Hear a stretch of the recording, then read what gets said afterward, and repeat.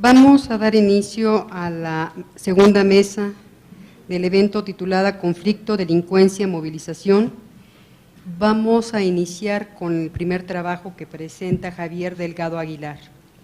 Él es maestro en Historia Moderna y Contemporánea por el Instituto de Investigaciones Dr. José María Luis Mora, doctor en Historia por el Colegio de México.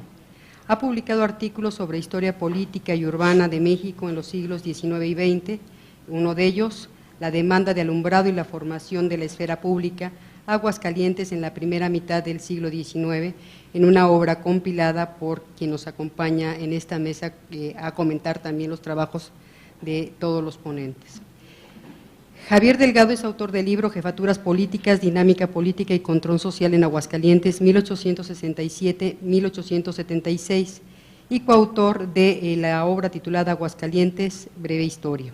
Estuvo por largo tiempo al frente del Archivo Histórico del Estado de Aguascalientes y actualmente es profesor de la Universidad Estatal en el mismo estado. Le doy la palabra a Javier Delgado, que en esta ocasión presenta un trabajo denominado Sociedades de Usuarios, Abasto de Agua y Protesta en la ciudad de Aguascalientes en la primera mitad del siglo XX. Gracias, buenas tardes. Agradezco a los organizadores la invitación a este coloquio, me dio mucho gusto y me da mucho gusto participar en él. Bueno, comienzo con una breve introducción. En las décadas de 1930 y 1940 surgieron en la ciudad de Aguascalientes dos organizaciones ciudadanas que denunciaron la crónica escasez de agua que aquejaba a los habitantes de la capital del estado y las tarifas que las autoridades locales cobraban por suministrar el servicio. La primera agrupación se formó en 1936, cuando un grupo de profesionistas y propietarios creó la Sociedad de Usuarios de Agua. A principios de 1941 nació una segunda junta de usuarios que se componía de obreros y trabajadores. Ambos grupos organizaron marchas y huelgas de pago en protesta por la falta de líquido y fueron un factor determinante para que las autoridades aceleraran la búsqueda de nuevas fuentes de abasto y terminaran por ceder el control del sistema de distribución a las autoridades federales. El objetivo de la presente ponencia es analizar el origen, composición y actividad de ambos grupos para vincular los argumentos, prácticas y valores que animaban su acción con la existencia de una cultura política que definió la relación entre gobierno y grupos sociales en Aguascalientes. Es importante señalar que en la primera mitad del siglo XX fueron comunes las movilizaciones de protesta en ciudades como Oaxaca, Veracruz, León, San Luis Potosí y en la capital del país, donde grupos de diferente origen social se organizaron para demandar servicios públicos eficientes y mejorar sus condiciones de vida. Los grupos populares fueron protagonistas fundamentales en este nuevo escenario, pues construyeron lazos de identidad y un sentido de comunidad que les permitió identificarse y reivindicar sus demandas como parte de sus derechos ciudadanos. En Oaxaca, Veracruz y la Ciudad de México, por ejemplo, fue común que las vecindades, mercados y plazas públicas sirvieran como espacios de sociabilidad en donde las clases trabajadoras se organizaban para protestar e incidir en el rumbo de la política. En este panorama es fundamental considerar la relación entre grupos populares, élites y autoridades urbanas. En la Ciudad de México, las organizaciones obreras de fines del siglo XIX no dudaron en adoptar y reformar el discurso liberal en aras de legitimar su lucha por mejores condiciones de trabajo. La modificación del discurso oficial es solo una parte de la compleja relación entre Estado y sociedad, factor esencial en la explicación de movimientos urbanos. En este punto es importante reconsiderar la interpretación que identifica la acción del gobierno con mecanismos de control político y destacar, en cambio, la influencia de las reformas y proyectos estatales en las expectativas, valores, comportamientos y formas de organización política. Se trata, en suma, de explorar prácticas de interlocución que están en la base de la relación entre autoridades y grupos sociales que buscan la satisfacción de demandas que en muchos casos son resultado de la misma acción oficial. El caso del abasto domiciliario de agua ilustra con claridad este fenómeno, pues la oferta de agua entubada contribuyó a difundir un sentido común nuevo, a partir del cual los grupos populares demandaron dicho servicio. Su intención era entrar en una forma de vida civilizada que parecía monopolizada por las clases medias y altas. Como casi siempre, la nueva exigencia rebasó la capacidad de las autoridades para proveer con el nuevo servicio a los habitantes de las ciudades, por lo que se generaron múltiples focos de protesta a lo largo del país. Es a partir del análisis de la relación entre grupos populares, clases altas y autoridades que estudio las movilizaciones urbanas en Aguascalientes para protestar por la deficiente distribución de agua y los aumentos a las tarifas asignadas a las mercedes domiciliarias. Considero 3 elementos: el crecimiento urbano, la expansión del sistema de abasto a domicilio y el discurso y las estrategias de acción de los vecinos inconformes. Comienzo con el desarrollo urbano. Entre 1890 y 1940, la ciudad de Aguascalientes experimentó cambios que reconfiguraron su paisaje, orientación económica y estructura social. Estas modificaciones influyeron en la gestión de los servicios, la vida cotidiana, la conformación de espacios públicos y la relación entre autoridades y grupos urbanos. El desarrollo industrial, que fue uno de los motores que impulsó el cambio urbano a fines del siglo XIX, recibió un impulso fundamental en 1895, con la instalación de la Fundición Central Mexicana, así como de los talleres de reparación del Ferrocarril Central, que comenzaron a operar en 1900. Los talleres del ferrocarril se levantaron al oriente de la población y hacia 1903 ocupaban poco más de 1000 obreros. La Fundición Central quedó ubicada al noroeste y en ella laboraban hasta 1500 operarios. Por su tamaño e importancia, las instalaciones de la fundición y de los talleres tuvieron un impacto visual y urbanístico considerable y se convirtieron rápidamente en un punto de referencia para los habitantes, constituyéndose además en una especie de imán que impulsó y orientó el crecimiento de la ciudad. A la sombra del desarrollo industrial, el paisaje urbano comenzó a modificarse con el surgimiento de colonias en el norte y el oriente. En su mayor parte, estas colonias fueron habitadas por trabajadores e inmigrantes que debieron adaptarse a un entorno urbano hostil y en donde los servicios públicos y la infraestructura eran prácticamente inexistentes. Junto a los obreros y trabajadores habría que mencionar a grupos de clase media conformados por profesionistas, comerciantes o pequeños empresarios, cuya presencia se hizo cada vez más notoria gracias al auge de la actividad comercial. Desde posiciones, intereses, demandas y formas de acción particulares, estos actores desempeñaron un papel relevante en la vida política de la capital y construyeron entre sí y con las instituciones de gobierno vínculos que definirían el desarrollo del sistema de abasto y la naturaleza misma de la expansión de la ciudad. El segundo punto importante es el sistema de abasto y creación de la demanda de agua a domicilio. El desarrollo económico y el crecimiento urbano convivieron con la introducción del abasto domiciliario de agua entubada, innovación tecnológica que modificó los usos del agua, la utilización de espacios públicos y la relación entre autoridades y grupos urbanos. En los años inmediatos a 1897, cuando se instalaron las primeras tomas domiciliarias, el servicio se restringió al centro de la ciudad, en donde radicaban los grupos de élite y se concentraban los principales edificios públicos y establecimientos comerciales. Con el paso de los años y a pesar de la resistencia inicial de los vecinos, la red de abasto se expandió y aumentó el número de mercedes, que comenzaron a cubrir las nuevas colonias obreras ubicadas al oriente. Lo anterior nos remite al fenómeno de la creación y difusión de la demanda domiciliaria, pues el servicio terminó por convertirse en una necesidad y fue reivindicado como derecho ciudadano por buena parte de los actores urbanos, incluyendo los de origen popular. Esto significó un problema de primera magnitud para el ayuntamiento, que debió gestionar un deficiente sistema de abasto cuyas continuas fallas provocaban escasez de agua y descontento. Se debe agregar además el tema de las tarifas, pues el Cabildo las elevó de forma sistemática durante las primeras décadas del siglo XX, hecho que agravó el descontento. Varios rasgos definen la forma en que los vecinos exigieron a las autoridades locales mejorar un servicio deficiente y costoso. En la mayoría de las solicitudes enviadas al ayuntamiento, subyace una lógica que, a pesar de parecer obvia, influyó de forma determinante en la relación entre usuarios y autoridades. El razonamiento se reduce a las siguientes ideas esenciales.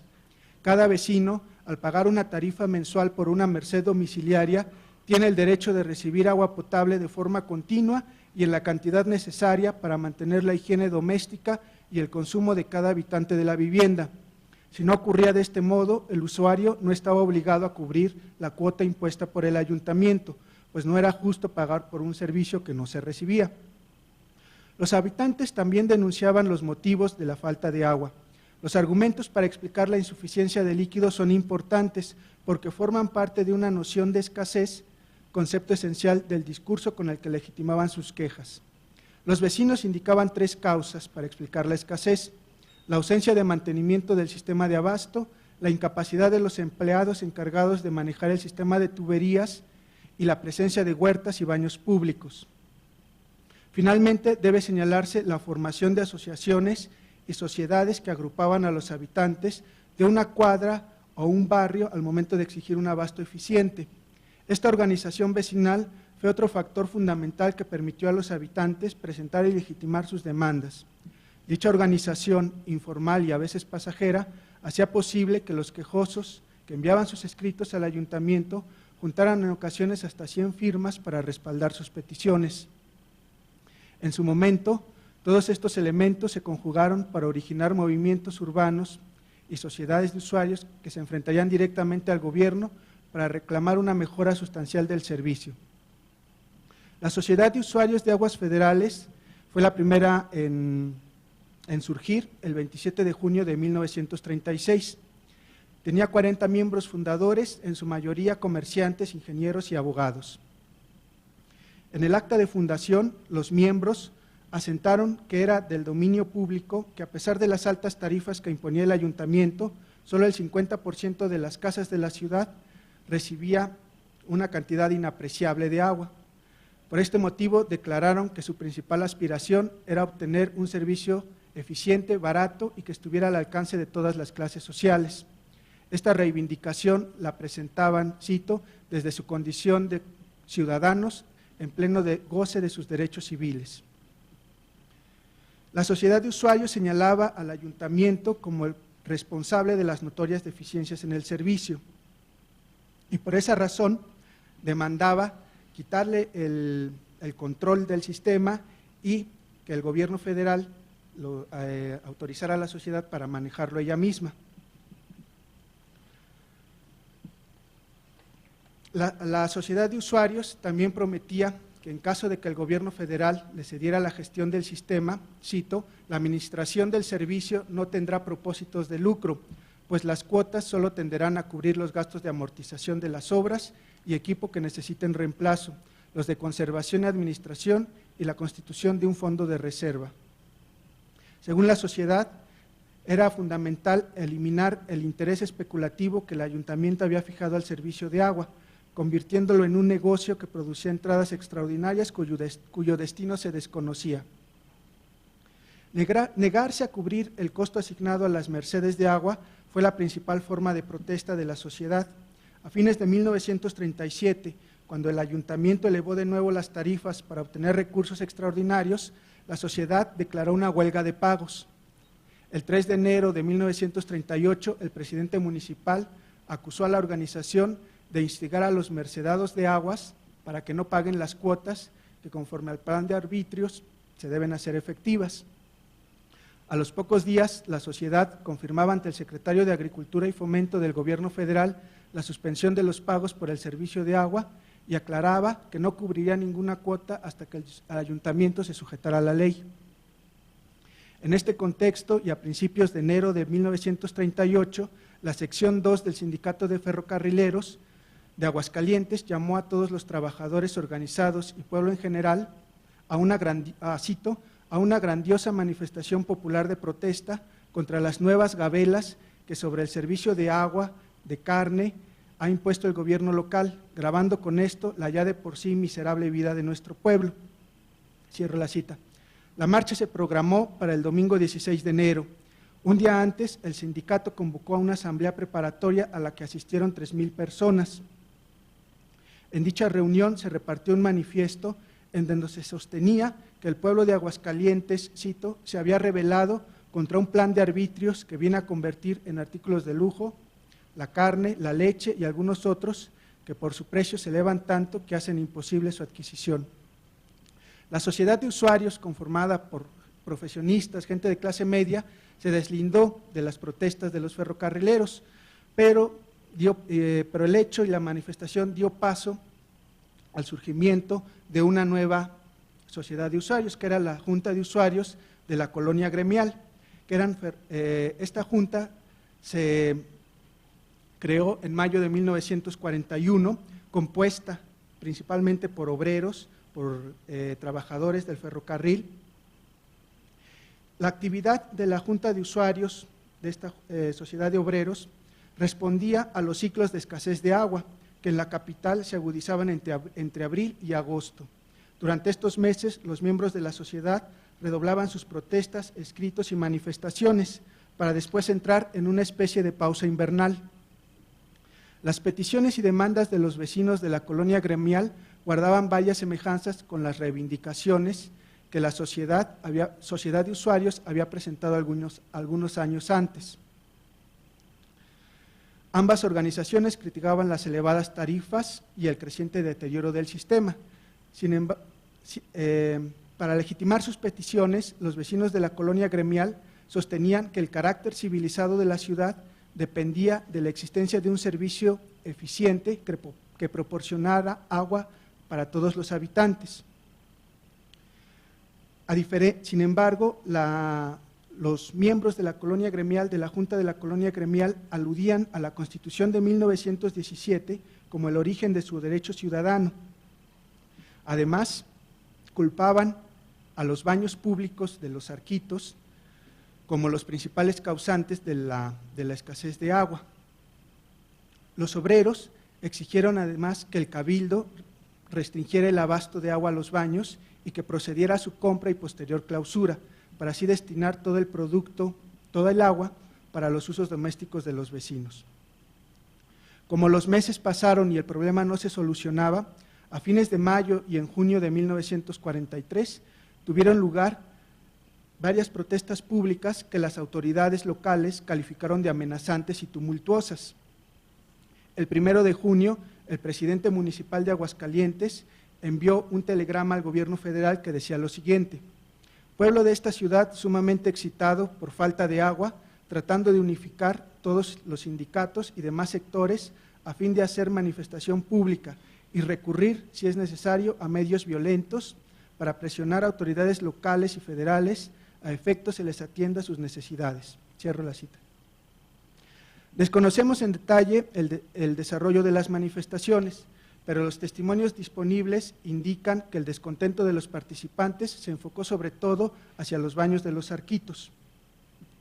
La movilización de los trabajadores fue fundamental para obligar a las autoridades locales a acelerar la búsqueda de una solución a la escasez.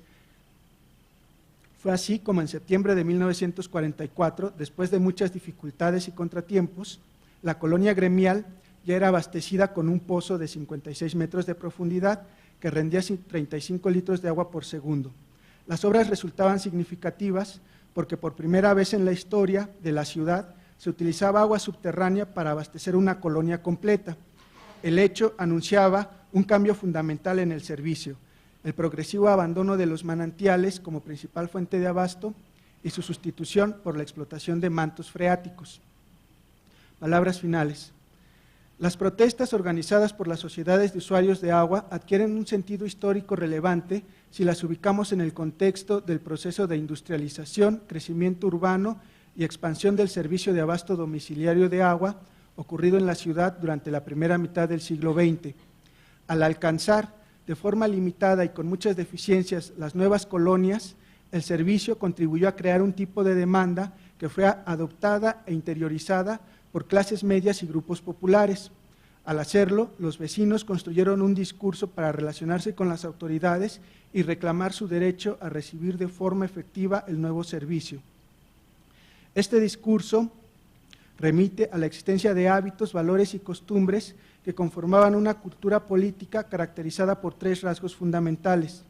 En primer lugar, la presencia de una especie de utopía urbana en donde la ciudad aparece como un espacio higiénico y seguro, lo que entre otras cosas implicaba la supresión de los baños públicos, elemento del paisaje urbano que junto con las huertas perjudicaba la salud pública y contribuía a la escasez. Considero que esta utopía fue el motor fundamental que animó la actuación de las autoridades locales y la intervención de los grupos urbanos, que aluden a ella para legitimar su derecho a recibir agua potable de manera eficaz y continua. El segundo rasgo relevante de la cultura urbana, de la cultura política urbana, lo anterior nos remite al segundo rasgo relevante, pues la aspiración a vivir en un entorno higiénico era asumida como un derecho inherente a todos los habitantes de la ciudad. Bajo este supuesto, los usuarios de agua exigían, a cambio de la tarifa que tenían que cubrir, que el gobierno cumpliera con su obligación de proporcionar servicios públicos eficientes y al alcance de la población. Esto, que en la actualidad puede parecer normal, lógico o irrelevante, no lo era tanto durante la primera mitad del siglo XX, pues no debemos perder de vista que para esa época el servicio de agua entubada era novedoso y las reglas que regían su funcionamiento estaban siendo construidas tanto por los usuarios como por las autoridades. Finalmente, hay que señalar las notorias deficiencias del sistema de abasto y la política tarifaria del ayuntamiento.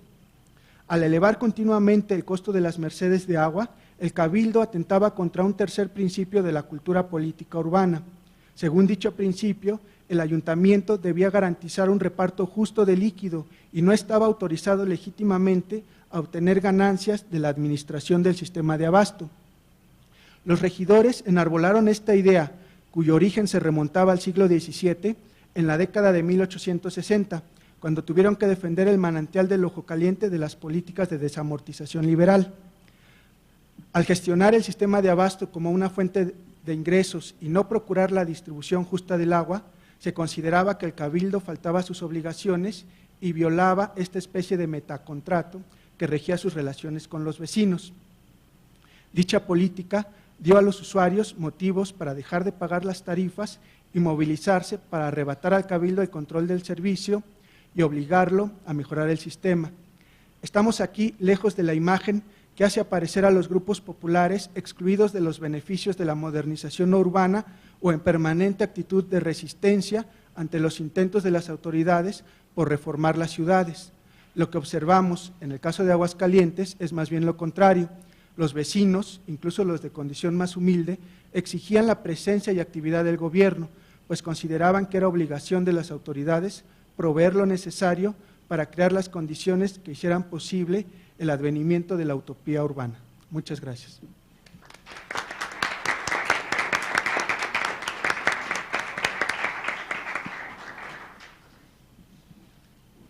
Muchas gracias, Javier. Vamos a dar paso ahora a la presentación de Marta Santillán Esqueda. Ella es maestra en estudios latinoamericanos y doctora en historia por la UNAM. En sus investigaciones aborda la criminalidad femenina en los años 40 de la Ciudad de México.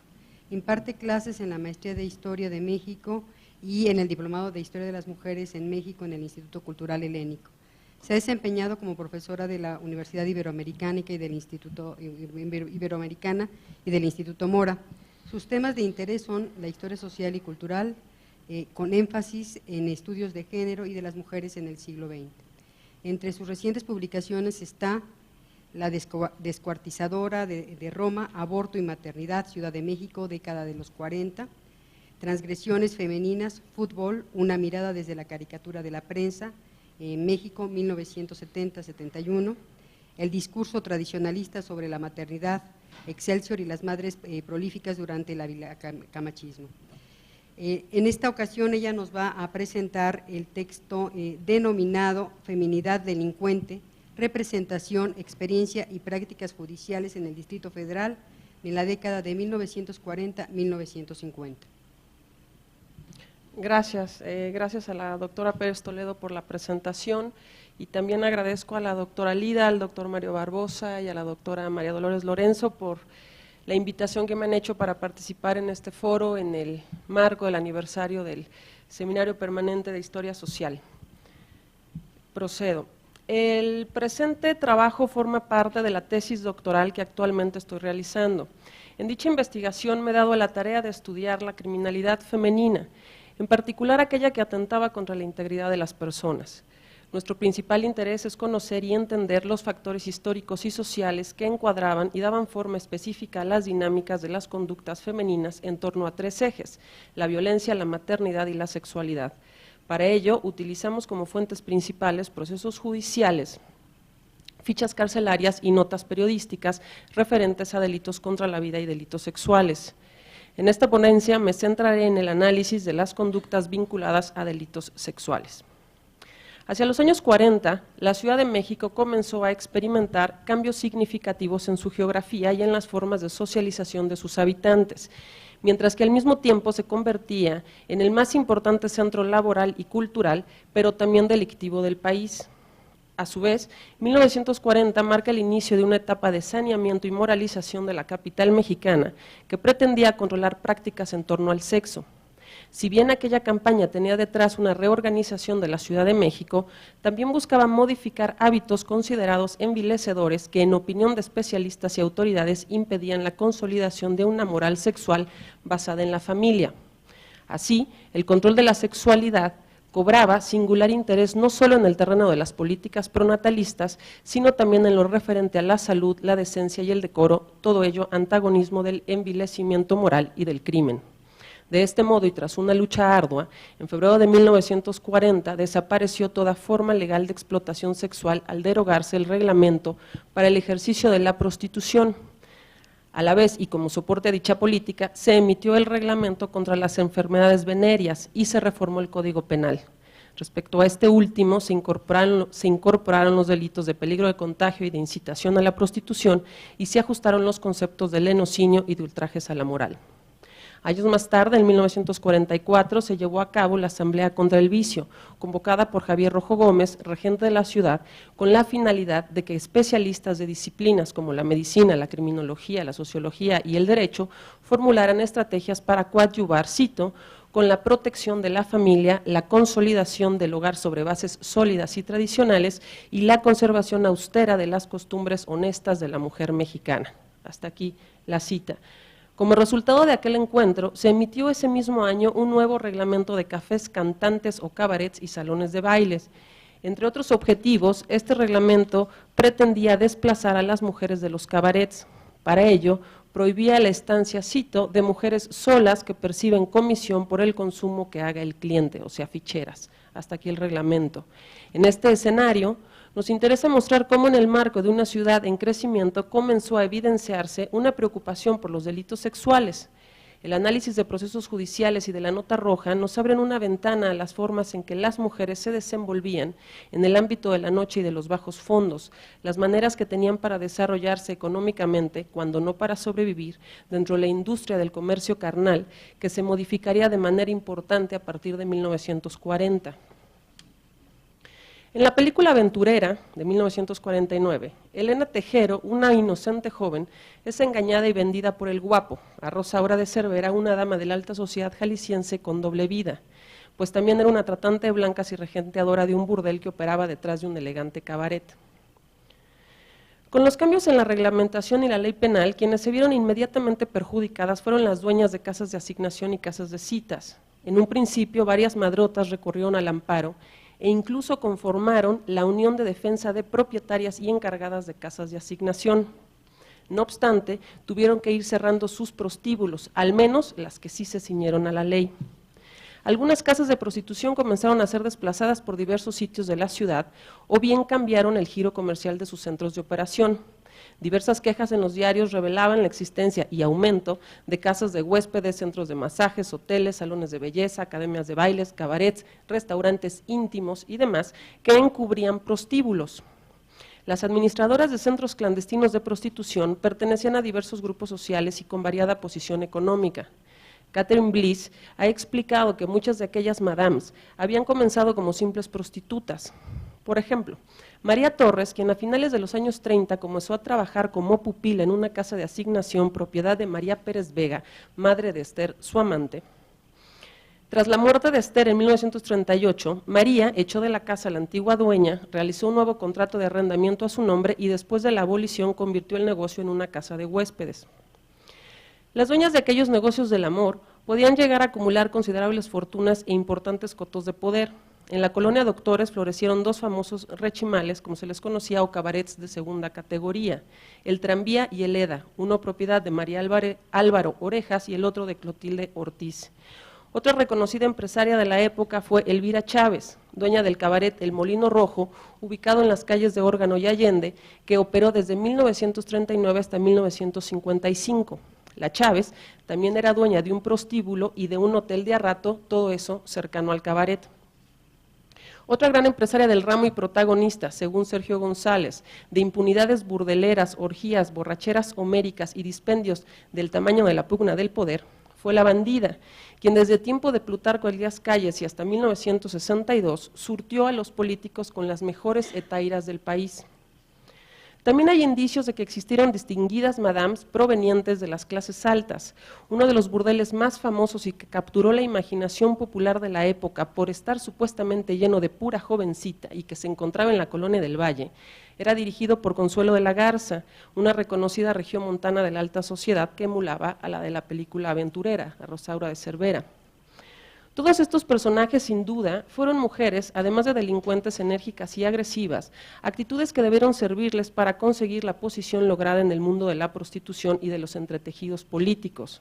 Ricardo Garibay, en su experiencia como inspector de salubridad, recuerda que había lupanares dirigidos por señoras en los que, cito, ni remotamente era posible revisar nada de nada, ni mostrarse a disgusto, la Bandida, la Ruth, la Malinche, la Pujibet, la Zoila, la Juana Catlán, todas ellas señoras influyentísimas, cordialísimas, leperísimas y dispuestas a cualquier favor y a todas las formas de odio y de pelea. Hasta aquí Garibay.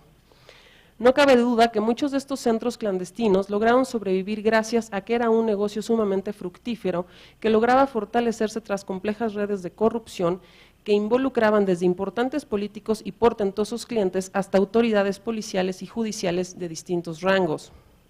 En marzo de 1945, dos madres se presentaron al Ministerio Público denunciando la desaparición de sus hijas menores de edad, Adelina y Josefina. La Policía Judicial las localizó junto con otra menor, Concepción, en la casa de citas clandestina de María Nieves, a quien se le abrió proceso por lenocinio y corrupción. Un mes más tarde, el padre de Josefina se querelló contra las dos amigas de su hija por corrupción, ya que según él, las jovencitas fueron quienes llevaron con engaños a Josefina a un hotel para ser deshonrada y posteriormente con la Nieves. En esta segunda denuncia se ampliaron las declaraciones de las tres menores referentes al proceso anterior y resultó que Adelina y Concepción, tras ser rescatada de la casa de María Nieves, lograron evadir su remisión al tribunal para menores a cambio de tener relaciones sexuales con dos empleados de la delegación, quienes además de su libertad les dieron 5 y 2 pesos. Posteriormente, Adelina y Concepción volvieron a escaparse de sus casas y se pusieron a trabajar como ficheras y bailarinas en el cabaret cervecería La Jarochita, allá en Peralvillo, donde fueron nuevamente aprendidas, ahora junto con Rosa Magaña, otra mesera y fichera del lugar y conocida de la Nieves, quienes les había dado además alojamiento. Este caso, además de evidenciar la corrupción existente hasta en lo más bajo de la jerarquía policial y judicial, nos muestra que las adolescentes optaron por el uso de su cuerpo y el ejercicio de su sexualidad, obteniendo con ello un beneficio pecuniario, lo cual confirmaría lo ya señalado por Catherine Bliss, que las prostitutas no se dedicaban al comercio sexual necesariamente por ser víctimas de la miseria o de seductores que las deshonraban o de explotadores, sino que también llegaban a encontrar en dicha actividad una opción de vida. Para 1940, Matilde Rodríguez Cabo consideraba que en la Ciudad de México había alrededor de 30,000 mujeres ejerciendo el comercio sexual, ya fuera como prostitutas registradas o como empleadas en salones de baile, teatros de variedad, cabaret, hoteles, masajistas, salones de belleza, etcétera. Hacia la mitad de la década, los estimados indicaban que eran alrededor ya de 42,000 capitalinas quienes obtenían ingresos de una u otra forma de este negocio. Paralelo al crecimiento y a la modernización de la capital, florecía la industria de la noche, la cual se convirtió en una atractiva oportunidad de desarrollo para muchas mujeres, pues no solo permitía alternar el comercio sexual con otras actividades propias de estos espacios, sino que también prometía grandes triunfos para las aventureras en los escenarios del cabaret y, por qué no, también del cine. Asimismo, muchas de ellas también alternaron sus oficios con el enganche o el tráfico sexual, otra industria igualmente en franca expansión y bastante redituable. Estos cambios en la geografía de la noche daban a las mujeres bastante movilidad entre lugares de trabajo y actividades variadas. Para mediados del siglo XX, los oficios de prostituta, bailarina, cantante, fichera, mesera y doméstica parecían tener una diáfana frontera que en la práctica permitían que se combinaran con gran facilidad, mientras que en el imaginario se les igualaba y se les desacreditaba moralmente.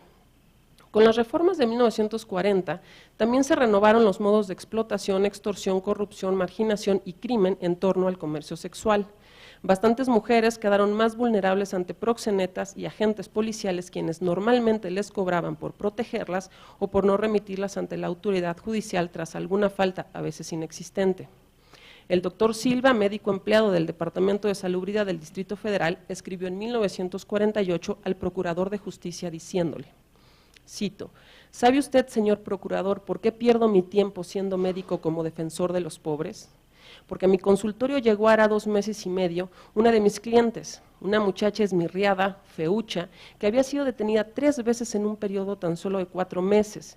Mi receta fueron 5 pesos para leche y alimentos para su hija de 1 año y medio, y desear a la madre buena suerte en su esquina y que no cayera nuevamente en las garras de la policía que en la calle, en la comisaría o en el Carmen, la esquilmaría. Hasta aquí la cita. Matilde Rodríguez Cabo afirmaba que, cito, las condiciones de vida de mujeres que se dedican a la prostitución se consideran nocivas y altamente propicias para la comisión de actos antisociales y francamente ya considerados como delitos. Hasta aquí la cita. Las mujeres en estos ambientes cometían todo tipo de delitos, como robos, lesiones por riñas, a veces mortales, contagio venéreo, abortos, infanticidios, ultrajes a la moral, incitación a la prostitución, lenocinio, pero también delitos sexuales. Conforme a las cifras oficiales y en concordancia con las fuentes, a las mujeres se les procesaba muy poco por delitos sexuales. Entre 1937 y 1947 se castigó tan solo a 6 mujeres por estos crímenes.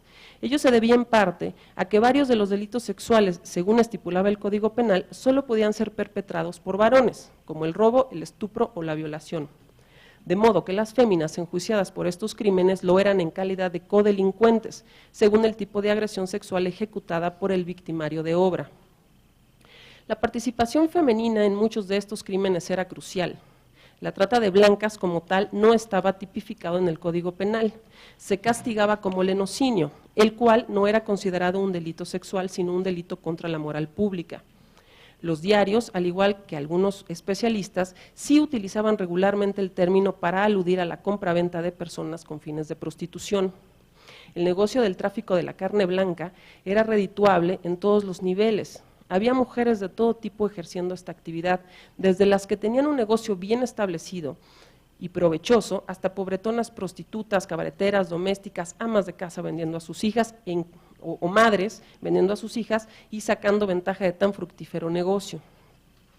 Adelina Blancas, de 16 años, fue trasladada por la fuerza hasta Apatzingán por una señora amiga suya, Eloísa Buenrostro, y el marido de esta, Julio Ortiz.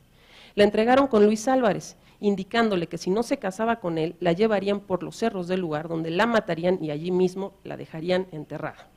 Le hicieron firmar unos papeles y la dejaron con Luis en un hotel, quien hizo uso de ella hasta 3 veces, dice la menor. Días después pudo escapar. Adelina agregó en su declaración que Eloísa y Julio también pretendían traer de Apatzingán a un niño y una niña, ofreciéndoles que en México los iban a vestir y alimentar bien. Eloísa y Julio fueron detenidos y procesados solo como presuntos culpables por el rapto de Adelina. No obstante, fueron puestos en libertad, ya que la acción penal cesó cuando Luis presentó el acta de matrimonio civil firmada por la menor. En ningún momento del proceso se habló de tráfico de personas. Respecto a los niños, los raptores comentaron que los adoptarían y educarían como a sus propios hijos. En cuanto al estupro y a la violación, comprobar su existencia era una labor aparentemente poco sencilla. En muchas ocasiones la víctima ni siquiera podía dar las señas de su victimario o bien no se lograba demostrar la agresión sexual. Teresa Martínez, casada y de 22 años, se fue de paseo en auto con su amiga María Luisa Ramírez y 2 hombres que no conocía. Ellos las invitaron a tomar unos refrescos. Después Teresa se sintió mal y perdió el conocimiento. Al despertar se dio cuenta que, cito, habían hecho contacto carnal con ella. María Luisa fue acusada por la violación de Teresa, sin embargo fue puesta en libertad ya que aun cuando se corroboró el delito sexual con el examen médico pericial, no se pudo identificar al victimario y por tanto tampoco se pudo comprobar la participación de María Luisa en el crimen. En la mayoría de los casos, la fórmula común de esta práctica contaba con una enganchadora, un agresor sexual varón y una víctima mujer menor de edad, lo cual posiblemente se debía a que solían ser más ingenuas, inexpertas y vulnerables, pero también a que los victimarios las preferían jovencitas. Según estudios del periodo, alrededor del 50% de las agredidas tenían entre 14 y 18 años. Las enganchadoras o corruptoras acostumbraban llevarlas a cantinas, cabarets, restaurantes o fiestas donde les proporcionaban bebidas alcohólicas o drogas. Posteriormente, las chicas terminaban victimizadas sexualmente por un varón aparentemente conocido de las acusadas. Ángela Vargas, de 16 años, fue a un baile en Chapultepec invitada por su vecina Socorro Guerrero, de 32 años. Se pusieron a libar con unos conocidos de Socorro. Posteriormente, esta dejó sola a Ángela con uno de los señores, quien la llevó por la fuerza al bosque y abusó de ella. Dado que no se demostró la existencia de la violación, Socorro fue castigada solo por corrupción en tanto que llevó a la menor a un sitio inapropiado para su edad y le dio a beber alcohol. Otra estrategia utilizada para enganchar jovencitas era brindarse como celestinas para reunirlas con sus novios, ofrecerles su ayuda para sortear la terrible situación en sus casas o proponerles empleo.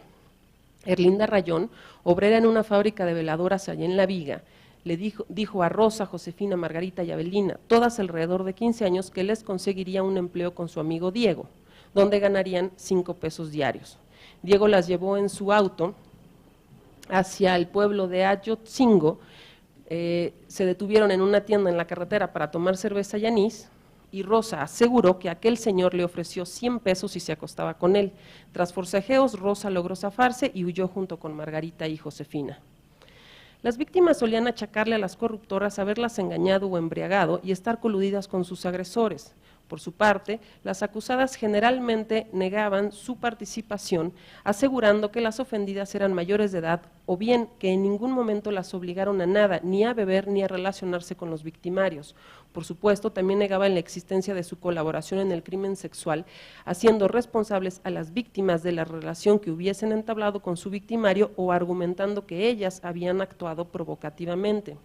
Así, la mayoría de las inculpadas solían ser castigadas solo por el delito de corrupción, esto es, por ofrecer alcohol a las menores o llevarlas a lugares inapropiados. Las medidas legales en torno a la industria del amor, implementadas en 1940, no eliminaron la prostitución ni los vicios, ni tampoco se esfumaron los crímenes de índole sexual y moral. Por el contrario, aquellos esfuerzos contribuyeron a su reorganización, al tiempo que se expandía la industria del entretenimiento nocturno y del sexo. En principio, las reformas penales acotaron los márgenes de acción de empresarias y vendedoras del amor. Sin embargo, al verse afectadas, fueron buscando otras formas de sobrevivencia y variados mecanismos de resistencia, lo cual se tradujo en distintas modalidades de transgresión a la ley. A la par, la creciente industria de la vida nocturna se modernizaba y contribuía a que el comercio sexual se redireccionara por novedosos derroteros en los que la corrupción de las autoridades fue un factor fundamental.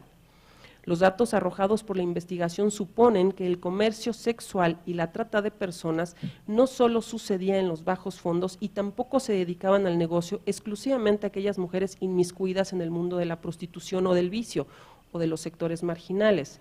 De este modo, las mujeres continuaron siendo protagonistas como empresarias, bailarinas, cantantes, meseras, ficheras, tratantes o simples víctimas dentro de la nueva organización del crimen sexual. Gracias.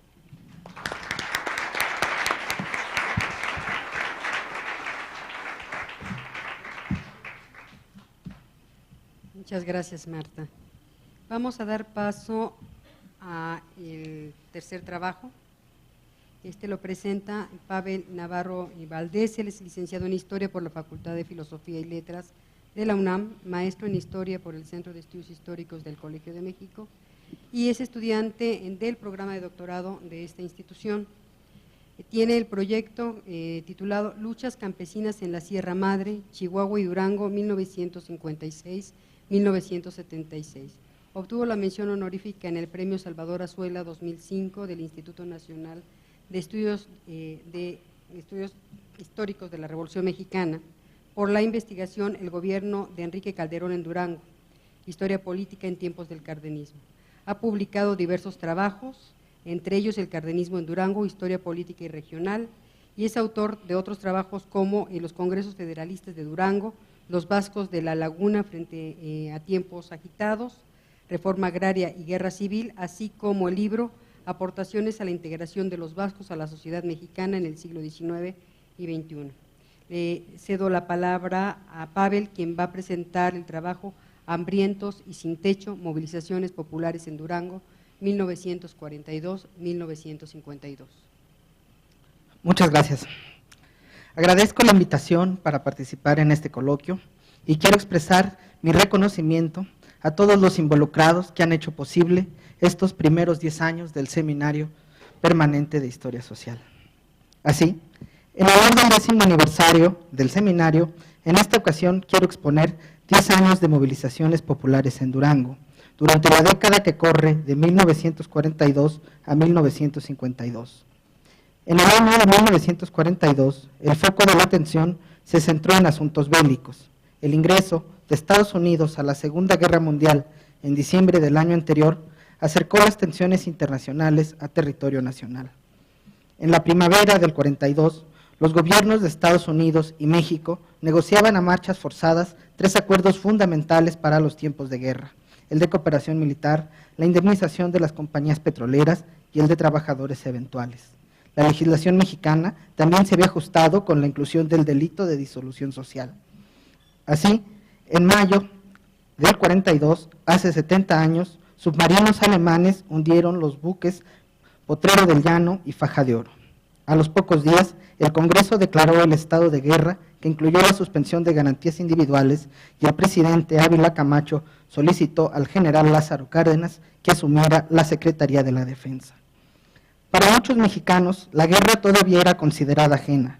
Buena parte de la población no se encontraba convencida del ingreso de México a la contienda, y menos otorgando un apoyo tan amplio al vecino del norte. Las reticencias se tornaron en temores cuando en agosto de ese mismo año se estableció el servicio militar obligatorio. Los recuerdos de la leva y el reclutamiento forzoso que se dieron durante la lucha civil en México aún estaban frescos. Por ello, el nombramiento del divisionario michoacano al frente de la antigua Secretaría de Guerra enviaba el mensaje de una firme posición mexicana frente al fascismo, pero al mismo tiempo de prudencia y moderación. La presencia del general Cárdenas era la promesa más fiable que el país no se embarcaría en una aventura bélica desbordada y que no se aceptaría ningún acuerdo que lesionara la soberanía. Y sin lugar a dudas, la figura del expresidente era uno de los más importantes soportes para la política de unidad nacional auspiciada por Ávila Camacho para sortear el conflicto.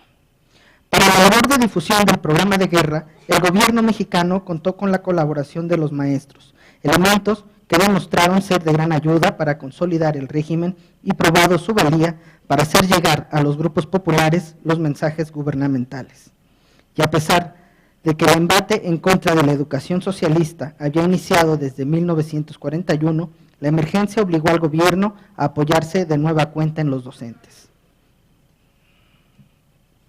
En Durango, que contaba con una prensa conservadora y un arraigado sentimiento pro-alemán, según reportó el cónsul norteamericano en la ciudad, se encomendó al profesor Máximo Gamis la tarea de convocar a las organizaciones afines, PRM, CNC, CTM, Sindicato de Profesores, al Partido Comunista, entre otros, para formar el Frente Defensor de las Democracias, con la misión de coordinar las tareas para explicar a la población las medidas tomadas por Ávila Camacho. Máximo Gamis, durante los años del cardenismo, fue director del Centro Nocturno para Trabajadores y el encargado de brindar las palabras de bienvenida al grupo de 24 refugiados españoles que arribaron a Durango en el año de 1939. El profesor Gámez formó parte de una familia estrechamente vinculada con la docencia en el estado de Durango en los años posrevolucionarios. La herencia familiar se prolongaría hasta Arturo, sobrino del profesor Gámez, dirigente de la guerrilla campesina que atacó el cuartel de Ciudad Madera en 1965, pero ese es tema de otra ponencia, si no es que de una tesis. Así que retomo el tema de la ponencia de hoy. En las sesiones del Frente por las Democracias, los maestros explicaron a los asistentes los peligros del fascismo y las consecuencias de un posible triunfo del Eje. Las charlas rememoraban las experiencias de emancipación de los pueblos integrantes del bando aliado, como las de los trabajadores de Chicago, y se exaltaba a los personajes distinguidos de su historia, como Abraham Lincoln y Lenin. Por tanto, los maestros llamaron al pueblo mexicano a cumplir con su parte, es decir, a realizar los sacrificios y deberes que se le demandaban durante la guerra. En lo referente al servicio militar, se insistió que México debía prepararse para rechazar toda agresión y se convocó a la juventud, cito, a cumplir con su responsabilidad histórica y asistir conscientemente a recibir la instrucción militar, porque de ella dependerá la defensa de nuestras familias, costumbres y suelo.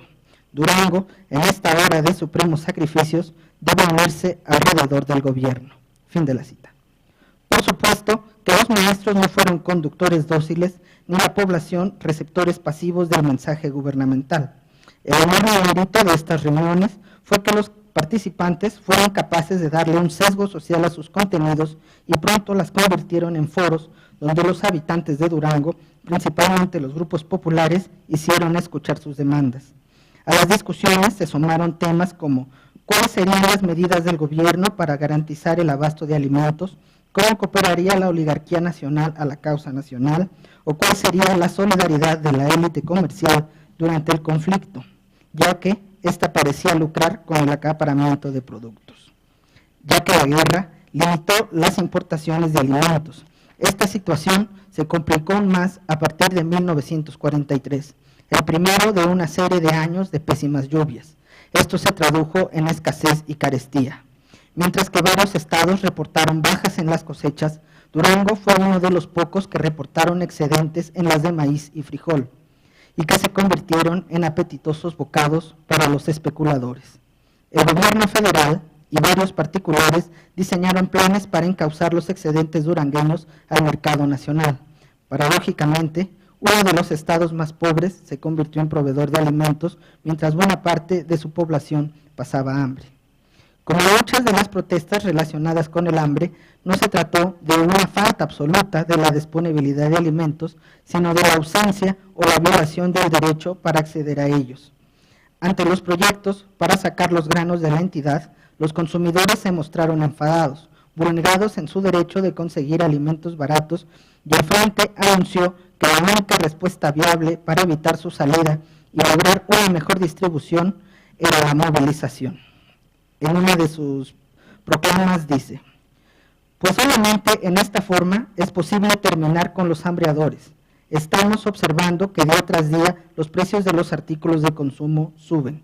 Como parte importante del programa de guerra está el incremento de la producción de la industria. Pero ¿cómo va a ser posible para los trabajadores ayudar en el aumento de la producción si están mal nutridos y además están siempre preocupados por sus niños hambrientos, susceptibles a cualquier epidemia debido a su falta de nutrición? Para combatir este problema, se instó en cada barrio o vecindad a formar comités de vigilancias encargados de decir a los vecinos cuáles eran los precios autorizados, animarlos a exigir la venta de los artículos al precio fijado y en caso de que los tenderos no cumplieran, denunciarlos ante las autoridades.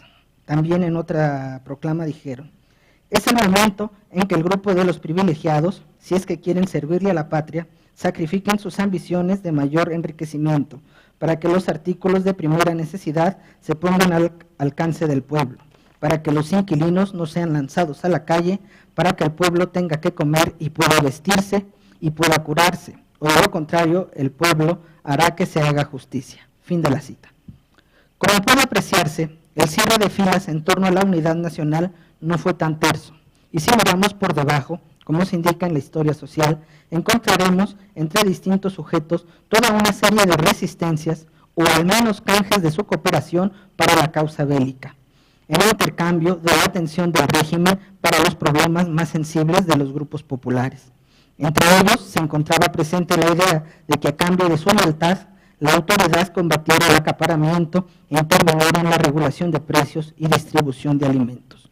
Compromisos que en Durango percibían estaban siendo abandonados, ya porque el gobierno no aplicaba correctamente los instrumentos a su disposición, además de los indicios ahora descubiertos por Luis Sabotes, que señalaron que el propio gobernador Elpidio Velázquez estaba involucrado en un lucrativo negocio de exportaciones.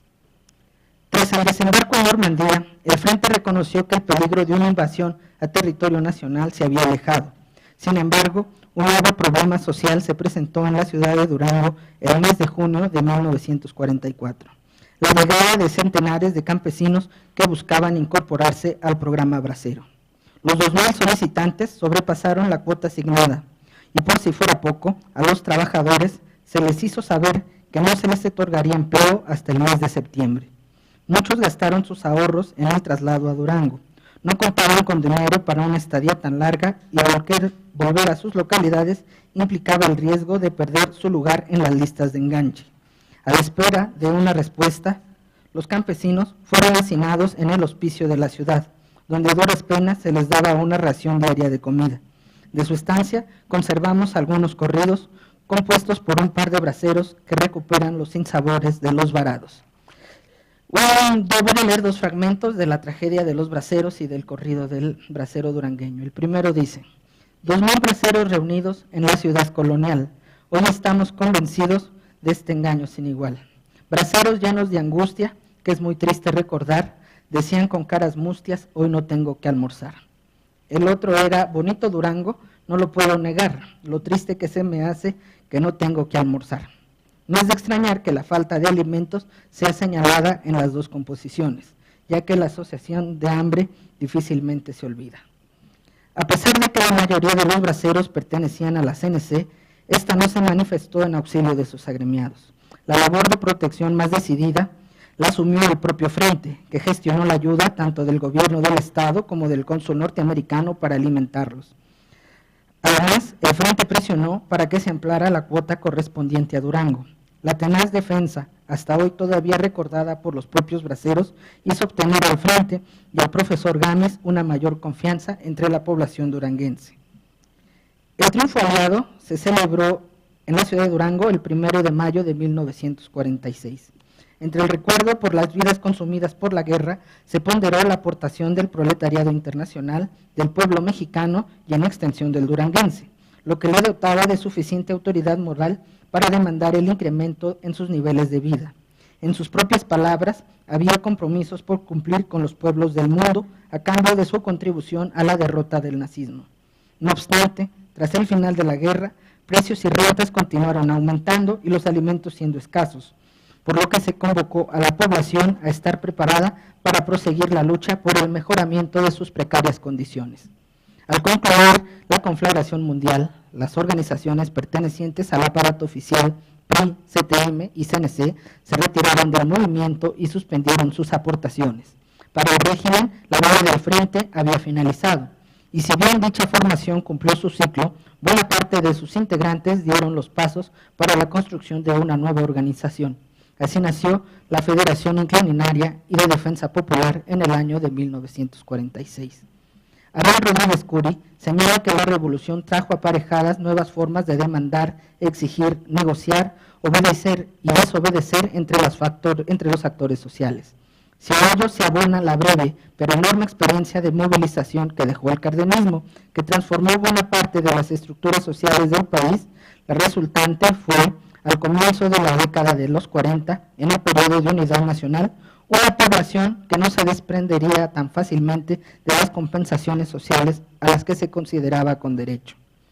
El destino de la organización duranguense no dependía de los soportes del gobierno, y a pesar del retiro de los apoyos oficiales, se mantuvo en pie. Pendiente de lo que ocurrió en el mundo, aún desde el aislado semidesierto norteño, tuvo la virtud de realizar rápidamente las modificaciones al discurso.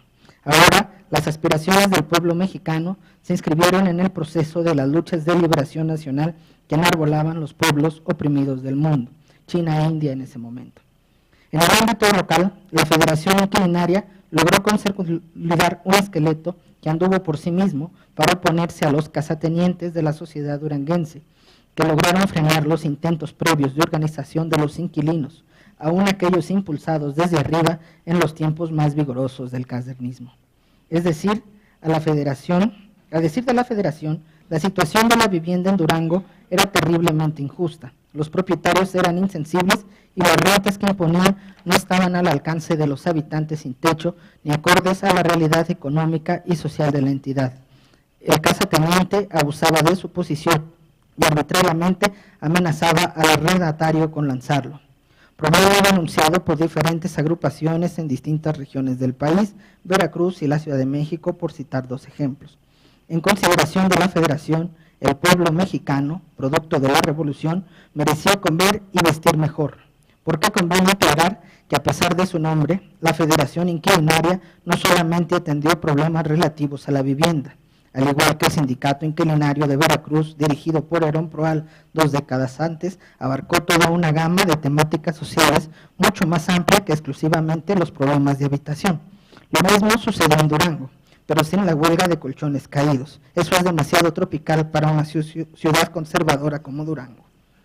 En lo que coincide con el caso veracruzano, siguiendo las características delineadas por Andrew Wood, es en la concordancia de un movimiento que surgió cuando encontró la combinación de descontento moral y organizaciones de base en conjunto con un marco de oportunidades políticas. En el caso veracruzano, las originadas a consecuencia de la Revolución Mexicana. En el duranguense, las heredadas de la etapa cardenista y la coyuntura de la Segunda Guerra Mundial. Algo se acumula en un discurso político popular preocupada por las condiciones de vida y la justicia social, que articularon con redes sociales de bases establecidas por el movimiento obrero en Veracruz o magisterial en Durango, que se intersectaron con culturas locales vecinales. La organización durangueña no se limitó a fungir como defensora de sus afiliados en juicios civiles, sino que se movilizó para impedir desalojos por la fuerza, atrancando las puertas y arrojando agua caliente desde las azoteas. Por supuesto que estas acciones llevaron a que en no pocas ocasiones también dedicara parte de su tiempo a sacar a varios de los integrantes de la penitenciaría local. En caso de llegar tarde y encontrar que los inquilinos ya habían sido sacados de su vivienda, cargaban los muebles y los trasladaban a la presidencia municipal o al Palacio de Gobierno. Ese es el Palacio de Gobierno en la foto turística bonita. Ese es cuando se llena de gente en sus balcones, en sus arcos, perdón. La presión y las acciones de la Federación orillaron al gobierno del Estado a expedir la Ley de Protección Inquilinaria en noviembre de 1946, que declaró congeladas las rentas y prorrogó la vida de los contratos durante todo el tiempo de vigencia del decreto, que se prolongó por varios años. Otro aspecto que muestra la fuerza adquirida por la Federación fue que la Comisión Estatal de Economía llegó a nombrar como inspectores a las personas sugeridas por la organización con las atribuciones de vigilar los precios y básculas de los expendios de alimentos y pan, así como también logró que se regulara el costo de las consultas médicas en la ciudad a un precio no mayor de 2 pesos por consulta, por sesión, lo que no agradó mucho a los médicos. Me parece necesario apuntar que la actuación de la Federación Inquilinaria ocurrió en dos contextos de crisis. El primero era las organizaciones de masas oficiales, lo que le permitió sumar las simpatías de muchos de sus afiliados. La CNC, que vimos su tibia reacción, recibió un golpe cuando la fundación de la Unión General, con la fundación de la Unión General de Obreros y Campesinos de México en 1948. La CTM, por su parte, se encontraba en un proceso de crisis nacional tras el desgajamiento de su seno de los grandes sindicatos industriales en 1948, obligados a volver al redil solamente mediante la intervención de la policía y el ejército. En Durango, la Federación Local de la CTM, tras el cisma obrero, reducida a un puñado de organizaciones sindicales, en su mayoría dedicadas a los servicios, y cuando por alguna razón emplazaron a huelga, solicitaron la ayuda y el apoyo de la Federación Inquilinaria. El segundo, el climático. La sequía, que dio sus primeras señales en el año de 1943, se prolongó por toda la década y después de 8 años continuó azotando Durango. Durante este tiempo, La acción de la Federación contribuyó a mitigar sus efectos entre la desfavorecida población duranguense al presionar para un más rígido control de precios y vigilante para evitar el acaparamiento de los productos básicos. Todo un ejercicio de economía moral, ya que, como he descrito, sequía, hambre o miseria por sí mismo no son suficientes para explicar la movilización popular duranguense de la época. En 1951 se atizó la inconformidad al conocerse que el gobierno estaba permitiendo nuevamente la transportación de los granos levantados en una cosecha estimada en la mitad del año anterior. La sensación de injusticia se incrementó cuando se supo que el maíz solicitado en el exterior se pagaba alrededor de 500 pesos la tonelada, mientras que el precio manejado por los comerciantes para las transacciones en Durango era de 600 pesos. El 10 de septiembre de 1951, los encargados del expendio de la Secretaría de Economía se negaron a vender el maíz al menudeo. Los compradores, en su gran mayoría mujeres, que realizaban largas filas para obtener un poco de alimento más barato, se indignaron con la medida y coparon el inmueble. La noticia se extendió por la ciudad y más habitantes comenzaron a acercarse, mientras que otros se dirigieron hacia la estación del ferrocarril para evitar que los trenes abandonaran la ciudad con su cargamento. En estas acciones, la estructura organizativa y la experiencia de movilización de la Federación Inquilinaria jugó un papel destacado. El delegado de la Secretaría de Economía ordenó la entrega de raciones gratuitas del maíz almacenado y en uso de sus atribuciones otorgadas por la Ley de Facultades Económicas, autorizó a abrir las bodegas de los comerciantes denunciados como acaparadores. La ciudad de Durango ha vivido a lo largo de su historia distintos amotinamientos por parte de su población que ha desembocado en la apertura de los pósitos o el saqueo de los comercios. Ninguno es adjudicable a un simple impulso espasmódico propiciado por el hambre. En ellos, por lo menos, se ha combinado la situación de pobreza y escasez, pero conjuntado con algún tipo de agravio pendiente o vieja querella, además de la sensación popular, no pocas veces alejada de la realidad, de que el grupo comerciante lucraba desmesuradamente con los alimentos, sumadas con las posibilidades brindadas por las circunstancias políticas y la propia organización social de la población. Esto lo encontramos desde los registrados por Moisés González Navarro en el siglo XIX, los documentados por Graciela Altamirano durante la Revolución o la ocurrida en el contexto del viraje alemanista.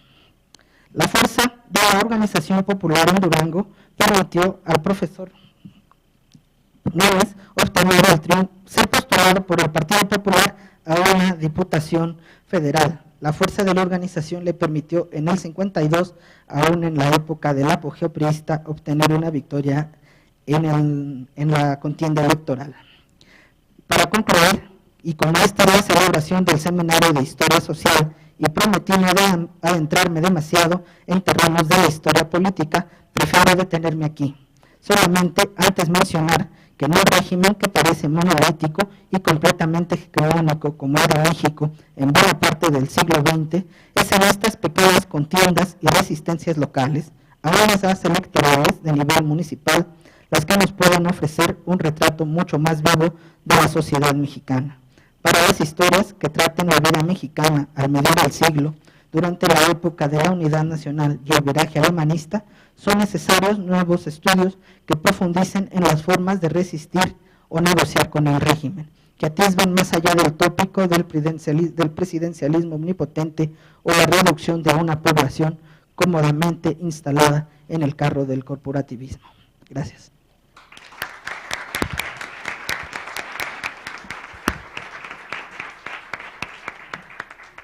Muchas gracias, Pavel. Bueno, después de acercarnos a los pobladores de Aguascalientes que demandaban agua, a las mujeres victimizadas en la Ciudad de México y a los hombres y mujeres que también demandaban maíz, a los que se refirió Pavel, y no es intencional mi señalamiento a los hombres y mujeres, que es de lo que en buena medida también se pregunta la historia social. Doy la palabra para los comentarios al doctor Ariel Rodríguez Curi, que como nadie conocemos, simplemente quiero señalar que es el director del Centro de Estudios Históricos y él nos ha recibido, al menos a los que tenemos algún tiempo de no pertenecer a esta institución amablemente. Como todos sabemos, la experiencia olvidada, el Ayuntamiento de México, Política y Gobierno 1876-1912, es uno de los trabajos quizá más citados a quienes se interesan por el ayuntamiento y ha sido reeditado recientemente. A eso se une la historia del desasosiego, la revolución en la Ciudad de México, así como una obra colectiva que se denomina Ciudades Mexicanas del siglo XX, 7 estudios históricos. Creo que con esos elementos entenderemos perfectamente por qué él se hace cargo de los comentarios enseguida. Muchas gracias, Sonia. Muchas gracias a los organizadores y sobre todo a los ponentes por estos trabajos que hay por una parte una vertiente que se puede hilar en un comentario general y hay por otra parte algunas especificidades para poderlos discutir en conjunto. En todo caso, me gustaría señalar al menos 4 problemas que noto dan una unidad muy característica, muy importante a los trabajos de Pavel y de Javier, y vamos a ver cómo podemos incorporar también a esta discusión, pero por otro camino, creo yo, el trabajo de Marta. Me voy a referir al asunto del agua en Aguascalientes, finales de la década de los 30 hasta 1950, y al problema de la movilización por el abasto de alimentos en Durango. Los problemas que parecen tender un puente entre ambos y que merecen una reflexión más amplia, decía yo, son 4. Uno, es el problema del abasto, naturalmente, de 2 bienes absolutamente básicos, necesario, pero también es el problema de la modernización del consumo. Es decir, no es el agua como tal en abstracto, sino es cómo se provee el agua.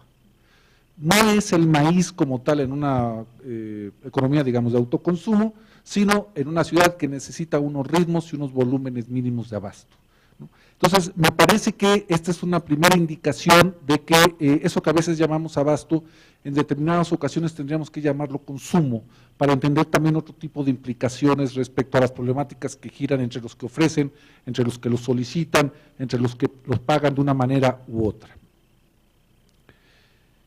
Es también claro que se construyen en el camino actores colectivos. Las 2 sociedades de usuarios a que se refirió Javier, que tienen claramente una distinción social importante, una es de clase medieros, profesionistas, etcétera, y la otra es de obreros ferrocarrileros sobre todo, y que además hablan desde su parapeto, desde su plataforma social, con mucha enjundia, digamos, en el caso de los consumidores de agua. En el caso de Durango, es fascinante cómo un frente antifascista, de los que proliferaron durante la guerra, poco a poco va adquiriendo un programa local, seguramente siempre lo tuvo, pero va adquiriendo un programa local y se convierte en otro caso cuando la guerra parece estarse resolviendo. Se convierte en el Frente Inquilinario, en algún trabajo que dirigí en la UAM Azcapotzalco, Cristina Sánchez Mejoraba demostraba plenamente cómo los comités antifascistas de la Ciudad de México se convirtieron en comités de solicitantes de vivienda, ¿no? Es un giro más o menos parecido y ahí, insisto, están implícitos también el problema del consumo, pero están implícitos los problemas de ciudadanía y están implícitos la capacidad de renovar en un ámbito corporativo que no molesta a las personas comunes, que molesta más a los académicos contemporáneos que propiamente a los de la época, ¿no? En un entorno corporativo donde se sienten cómodos para poder renegociar, o en la periferia de ese sistema corporativo, donde se sienten cómodos para negociar y renegociar la agenda. Sí quiero subrayar también que no está ausente el conflicto de clase o de propiedad alrededor de las problemáticas que se plantean tanto para Durango como para Aguascalientes. Digo conflicto de clase por esta distinción que hay muy clara en Aguascalientes respecto al grupo de clase media, los consumidores de agua de clase media y los consumidores que son propiamente obreros, trabajadores, en este caso del ferrocarril. Pero también hay un problema de propiedad, tanto en Aguascalientes, porque hay un litigio sobre la naturaleza de la propiedad de los baños, de estos baños públicos que tienen un impacto enorme sobre el sistema de distribución de agua, como sobre las huertas, que como sabemos son grandes consumidoras de agua de calidad. Entonces hay una propuesta ahí de que se le tiene que dar otro destino a esa propiedad, o el problema del agua como tal no se va a resolver, de la misma manera que se sustrajo durante la Revolución Liberal el manantial de la desamortización, que se tuvo que dar una figura de propiedad específica para mantenerlo a salvo en términos de un servicio público. Y ese problema de propiedad regresa en el caso de Durango respecto al problema inquilinario, ¿no? Es decir, aquí no se enfrenta directamente la propiedad, pero se le establecen límites a la renta que surge de la propiedad, de manera al parecer exitosa, porque incluso logran una ley inquilinaria. En los dos casos estamos hablando de casos de éxito, como dirían hoy en los programas de marketing, ¿no? Estamos hablando de casos de éxito en cuanto a que un programa mínimo se cumple y se alcanza respecto, a partir de organizaciones relativamente independientes, que insisto, están en la periferia del corporativismo oficial, pero saben jugar con las luces y sombras de ese corporativismo. El caso es que Gamis es seguramente uno de los primeros diputados del PPS al Congreso Federal, además una elección donde el PPS fue desastrosa, que es la de 52, que es la de Enríquez, lo cual aumenta el mérito de ese cuate. Y está el problema de las coyunturas más amplias, o sea, el problema de procesos que atraviesan y van modificando los términos de las relaciones entre élites y ciudadanía, clases sociales, etcétera. Ciertamente aparece con mucho más fuerza la conmoción que yo insisto en que hay que reconocer en la historiografía con más énfasis que la Segunda Guerra Mundial tiene en el caso mexicano, que es extraordinariamente más importante de lo que solemos atribuirle, no solamente en términos de la normalización de las relaciones con Estados Unidos, de la integración comercial. Algunos historiadores hablan de un virtual TLC durante la guerra a propósito del Convenio México-Estados Unidos, no solamente a través de eso, sino por las posibilidades o las estructuras de oportunidad que abre esta política como de unidad nacional o de Frente Popular, que abre Ávila Camacho, incluso con sus veleidades anticardenistas, por la necesidad de la relación con Estados Unidos y por lo que estaba implicando la guerra misma para México. Entre otras cosas, una de las dimensiones que más se afectan en México durante la Guerra Mundial y que hay que volver a pensar es la del consumo, porque están dislocados los mercados internacionales, porque muchos productos escasean, porque hay que replantear el acceso a esos productos. Entonces hay una vuelta a los problemas que se plantearon originalmente en el primer dimensión que yo planteaba, que es esta relación abasto-consumo.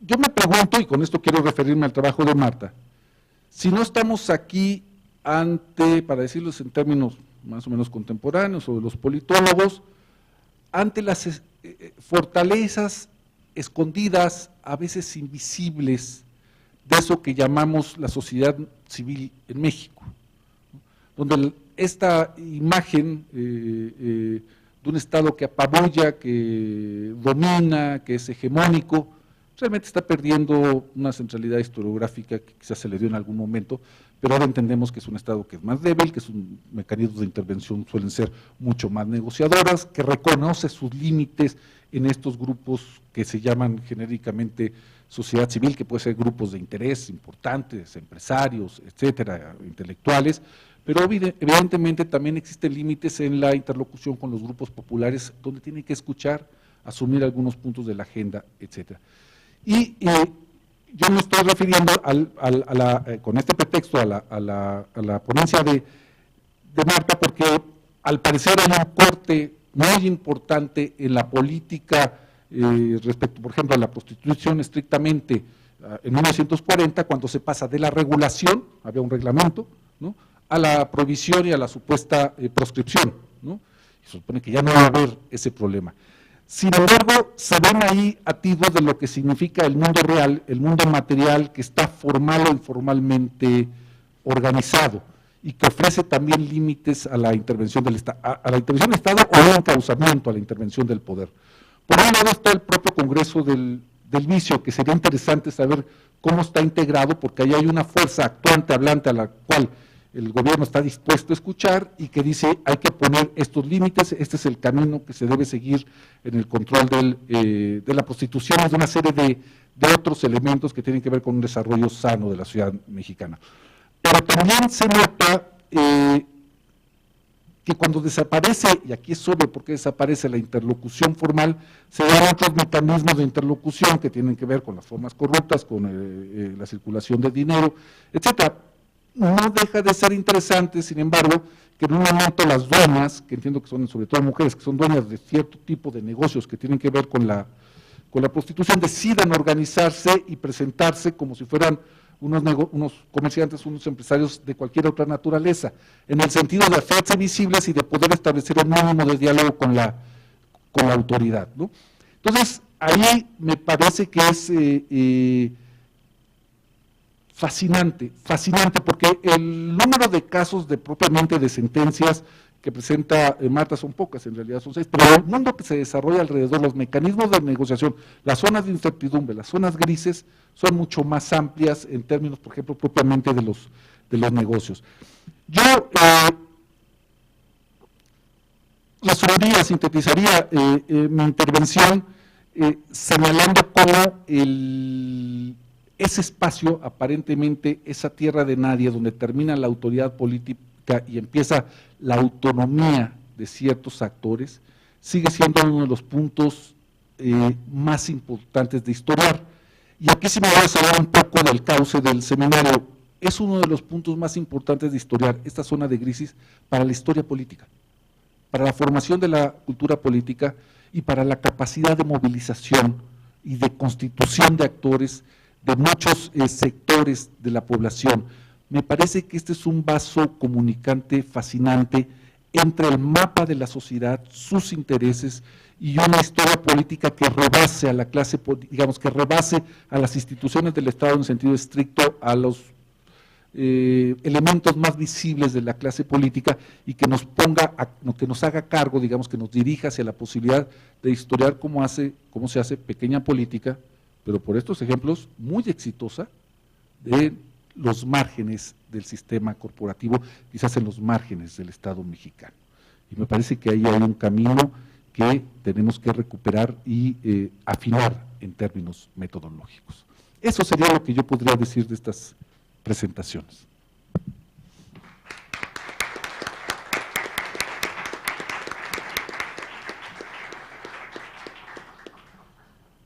Gracias, Ariel. Tenemos aproximadamente 20 minutos para preguntas y respuestas. No sé quién del público se anime.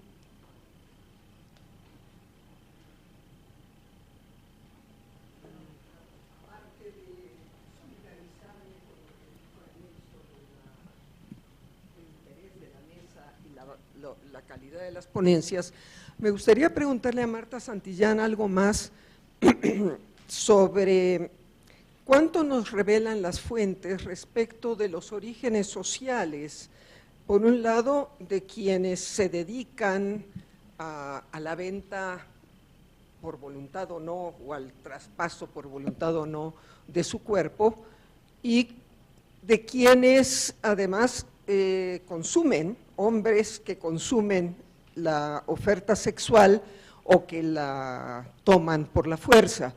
¿Qué dicen los juicios? ¿Qué sabemos sobre ese mundo social del cual usted nos habló para las propietarias más que otra cosa, pero sobre estos sujetos activos y delictivos en muchos casos, ya que se dedican a al estupro, con violencia y con abuso? ¿Tenemos más datos? ¿Las fuentes son suficientemente ricas como para dar un perfil social, geográfico de la proveniencia de estas y estos sujetos? Es una pregunta, Marta. Gracias, doctora. Sí, los procesos judiciales sí nos permiten saber dónde nacieron, por ejemplo, las delincuentes, en este caso dónde vienen, dónde se mueven, dónde habitan. Generalmente nunca dicen que son, es difícil que digan que son prostitutas, normalmente dice que son todo eso, bailarinas, ficheras, meseras, domésticas, etcétera. A veces me he encontrado a la misma en otro proceso donde sí ya la agarran por incitación a la prostitución, entonces bueno, no, y es la misma, ¿no? Entonces, en este caso sí, y a las personas que victimizan también se puede saber de dónde son, porque normalmente dan las direcciones de dónde habitan, entonces es fácil como de alguna manera se pueden como ubicar estas personas. En general son de sectores, digo en términos priistas, de sectores populares, en general, digamos de la zona centro de la ciudad, de la zona norte, noreste de la ciudad, de la Guerrero. Hay muy pocos procesos que se abren por estos delitos en colonias de este lado de Viaducto, digamos, ¿no? De Nápoles, del Valle, Narvarte, son muy pocos los procesos que se abren de este lado. Sí los hay, pero son muy pocos.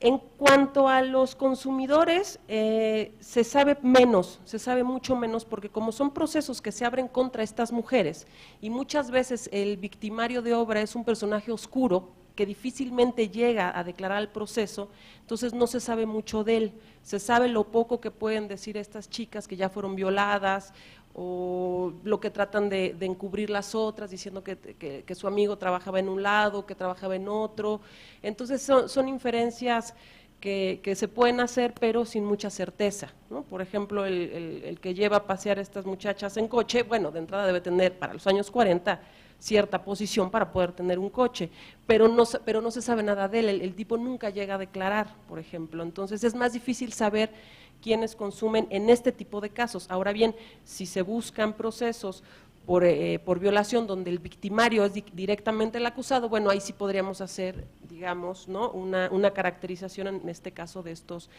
sujetos, pero en general se ve de todo, aunque se ven más de los sectores populares, tanto de hombres como de mujeres. ¿Qué fuentes ha consultado? ¿Dónde ha encontrado las fuentes para este tipo de trabajo? Estos son procesos judiciales que están en el AGN, fichas carcelarias que están en el archivo del Distrito Federal, que las fichas carcelarias dan muy poco, pero lo que me han ayudado las fichas carcelarias es hacer estadísticas, porque digamos ahí hay un listado de todo lo que se supone entró a Lecumberri, entonces eso me permite hacer estadísticas que para la época no hay mucha estadística. El AGN, bueno, quien ha ido al AGN pues sabe que no es muy fácil, ¿no? Y la nota roja, que bueno, lo que me ayuda a la nota roja es saber ciertas prácticas y tratar de hacer como una geografía un poco más de la ciudad, porque es más general, pero sí alcanzo a ver que en estas tres fuentes, básicamente las prácticas y los personajes son los mismos.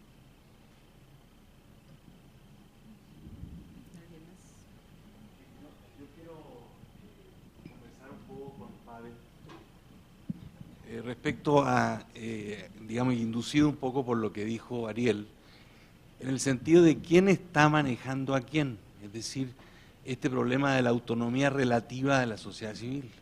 Es decir, estamos en el periodo de la guerra, ¿no es cierto? Hay consignas internacionales en casi todos los países latinoamericanos de que hay que conformar alianzas frente, ¿no es cierto?, hasta Siqueiro, ¿no es cierto?, se fue a un pueblito de Chile a hacer un mural, ¿no es cierto?, que le puso todos contra el invasor, ¿no? Entonces, yo creo que aquí hay que tener cuidado con la idea de que la sociedad civil o los inquilinarios o lo que todo lo que surgió a partir de la escasez de alimentos, ¿no es cierto?, no tenga una contraparte también de manipulación de eso por parte del Estado, en nombre de esa idea de la unidad nacional, ¿no es cierto? Entonces, yo creo que hay que ahondar más en la idea de la zona gris, es decir, quién está manejando a quién. Y eso, en el caso, digamos, tú dijiste que no querías meterte en la historia política, pero yo creo que es fundamental meter ahí a don Vicente, porque don Vicente era el que estaba ahí detrás de todo este tipo de cosas. Él era la encarnación de esa zona gris, ¿no es cierto? Y lo fue siempre en toda su vida. Entonces, eso es lo que a mí me parece que podría ahondarse un poco más, sin entrar a la historia política, pero sí viendo en el marco de lo que pasó en Durango, cómo eso no es algo así tan bonito, tan, digamos, podríamos decir, revelador de algo que está ocurriendo solamente abajo.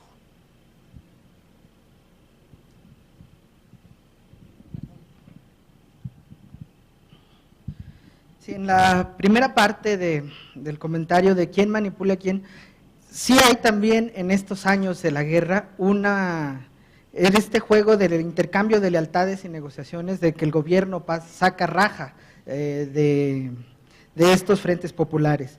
Yo me enfoqué más en la parte popular y en la movilización por el ser el seminario, pero efectivamente dentro de esta formación del frente también hay parte en que se fuerza a afiliar a lo que era el régimen político. Dentro de los propios comités, pues en los años 40 habrá enunciaciones de que votar por el PAN es antipatriótico, ¿no? Es el esquema en que se vota. En ese momento hay que estar a favor del bando aliado contra el fascismo y hacer el acto patriótico para ganar la guerra y defender al mundo y garantizar las libertades, es votar en contra del PAN y a favor del régimen, ¿no? Hacerlo todo en esta parte. Y por supuesto también los frentes populares, estos comités antifascistas, pues harán marcada campaña a favor de Miguel Alemán, antes en 1940, en 46 y en contra de Ezequiel Padilla. Otro aspecto que es también el de Vicente Lombardo Toledano, que sí son un gris personaje, ¿no? De estos grises de los años 60, como apunta Barricar, ciertos actores de base que se extrañan, ¿no?, al profesor Barry en esta sesión, como apunta, ciertos actores de base siempre fueron del propio Partido Popular. En estos años acompañaron muchas de las luchas y de las movilizaciones, aún de la tímida línea marcada por el maestro desde arriba. Y sí, yo peco de ingenuidad, el haber obtenido un triunfo electoral en el 52, cuando uno de los baluartes de la movilización popular, que son las mujeres, no fueron a las urnas, porque el voto femenino en México es tan tardío que se aprobó hasta el año siguiente, y con la fuerza que pudo haber tenido el regambre cardenista en Durango con la expropiación lagunera, tal vez también es para bajar lo que era la fuerza del anarquismo y repartirla entre ciertos otros grupos en que el régimen puede hacerlo. Si no, por lo que revisé las fuentes, en ese momento hay 4 diputados de oposición que ganan el acceso. Uno es en Guerrero, por el Partido Popular, una zona conflictiva, el otro es Durango, el otro es el 4º distrito de Aguascalientes, me parece, pero ese es para el PAN, o el primero, una cosa así, y el otro es Nuevo León, también un distrito urbano en que se le concede al PAN. Se comentaba en la mañana si las épocas de crisis del régimen, pues parece más bien que otra de las teorías que he escuchado al profesor Mayer es que el régimen priista siempre es una constante de estar superando eternas crisis durante todo el tiempo, cuando no son estas decisiones internas para el enriquismo, a lo largo de los años serán las clases medias, económicos y estudiantes, y siempre habrá formas de dominación, de sujeción, de lealtad, pero también hará coerción y por eso es que la política mexicana muchas veces es criminalizada y judicializada, ¿no? A veces es por las vías más negras o con la intervención directa del ejército y de la policía en los sindicatos y ciertos movimientos. Serían esos lo que podría comentar ahorita. ¿Hay una pregunta? Hola, bueno, mi pregunta es para Marta Santillán, es como un tanto más personal. ¿Cómo llegas a interesarte por analizar a este tipo de mujeres y bueno, mercado, no sé, tipo de negocio que tienen? Y la segunda sería, ¿qué herramientas teórico-metodológicas utilizas para poder, para acercarte y poder analizar, estas relaciones que entretejen las mujeres en el campo de la prostitución?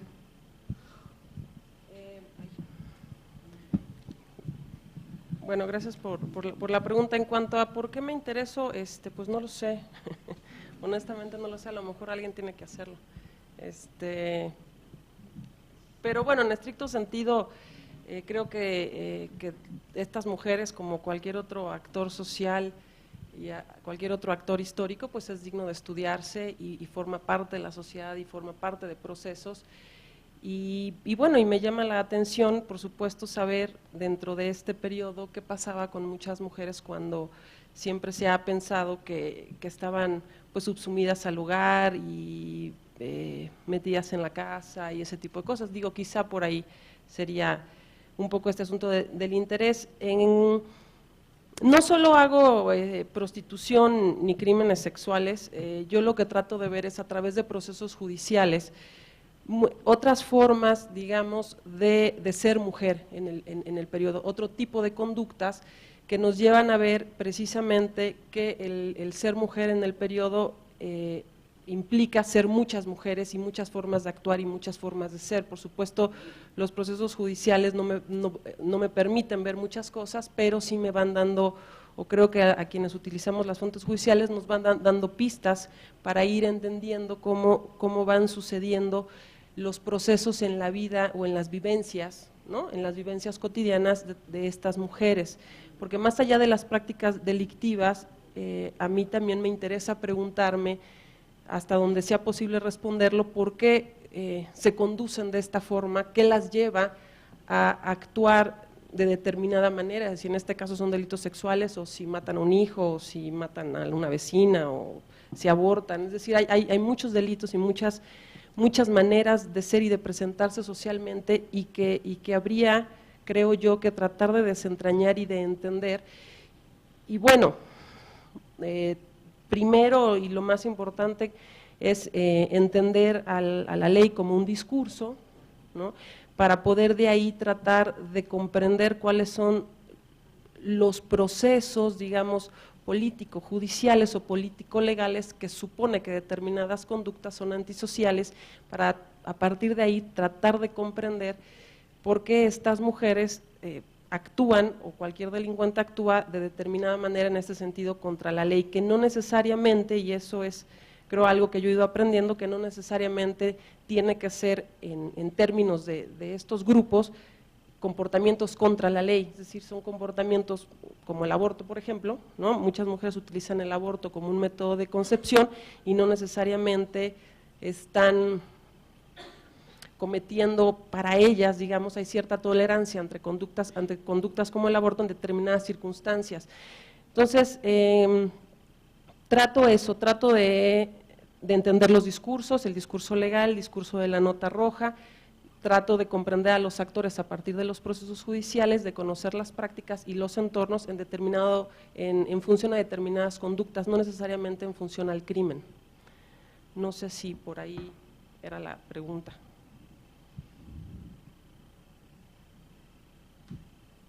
Hay una mano atrás.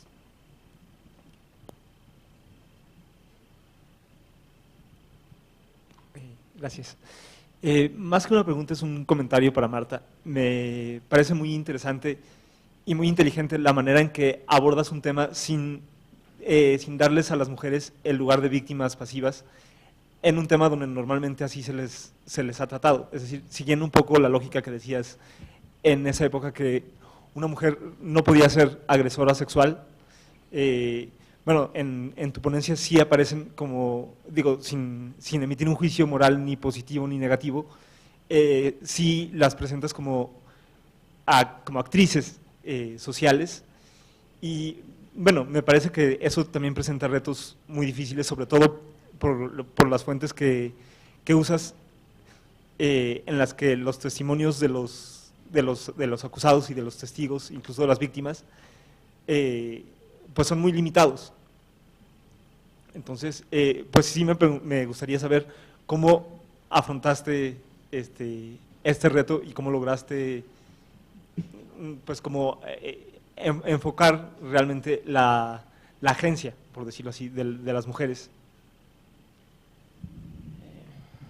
Bueno, pues estoy en eso en realidad, Pero bueno, creo que en gran medida primero es, bueno, lo que yo he tratado de ver, ¿no? O lo que veo comúnmente cuando estoy viendo procesos judiciales,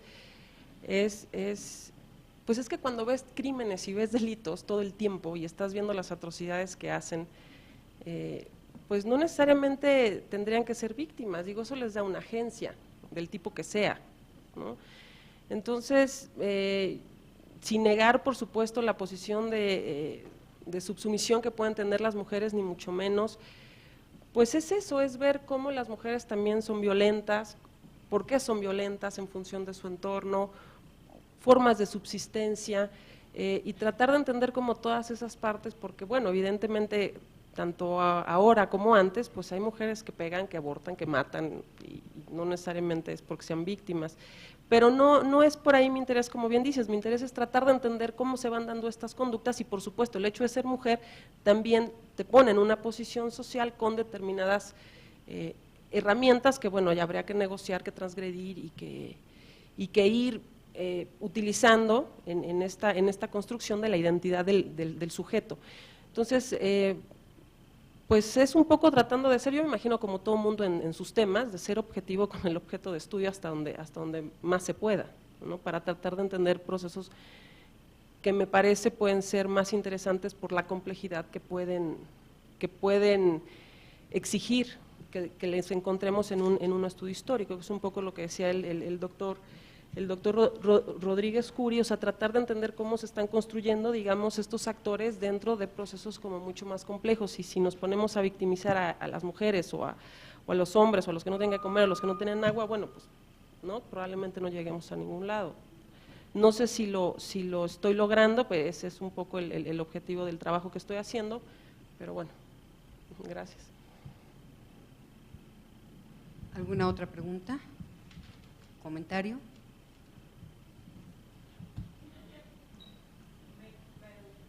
Muy llamativo que en los tres casos, a pesar de que, bueno, lo de Pavel y lo de Francisco tienen un poco más que ver, pero que incluso en lo de Marta, que parece tan distinto, hay una línea como del asociacionismo que atraviesa todo. Y un poco pensando como en la provocación que lanzaba Ariel Rodríguez Curi al final, como de cómo entender cómo se forman las culturas políticas en estas áreas de crisis, me parece muy intrigante en este momento, más allá de encontrar obviamente los intereses en común, que es lo que hace que esta gente se reúne en asociaciones ciudadanas frente al poder para tratar de lograr un fin, ¿no? Pero me intriga ahora mismo como ver cuánto más atraviesa los tres temas en ese sentido, ¿no? Cómo se juntan los grupos sociales para comunicarse con el Estado y lograr esos fines, porque siento que ahora mismo sí me queda claro, ya que están asociados, cómo lo hacen, pero no sé, ahora me intriga saber cómo se dan esas asociaciones, ¿no? No sé si alguno quisiera comentar al respecto. Sí, de entrada, con uno de los elementos que sirven para aglutinar y juntar en esta época de los años 40 es quiénes son los sin techo, que relativamente creo que dejé un poco gris en la ponencia. Como vicio de historiador me remontaré un poco más atrás. La Revolución Mexicana hizo una reforma agraria, lo que no hizo es una reforma de la propiedad urbana, de tal manera que había mucha de la élite porfiriana, aún como los poseedores de buena parte de las propiedades urbanas y de los solares urbanos. Entonces, en los sin techo, en la sociedad pues entraran los lumpen, los que se metían en un cuartito de vecindad, pero entran artesanos, sirvientas, prestadores de servicios, empleados por su cuenta, hasta burócratas y maestros. Empleados federales en ese momento siguen pagando renta y siendo asignados en las pequeñas vecindades. Uno de los fenómenos que se repetirá mucho tiempo es el del subarriendo.